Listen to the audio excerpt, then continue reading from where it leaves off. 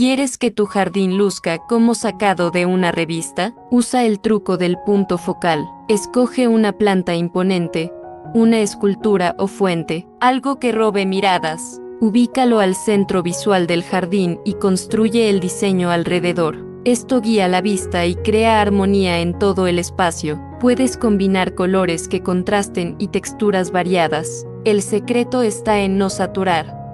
Menos es más. Un solo elemento bien ubicado transforma todo tu jardín.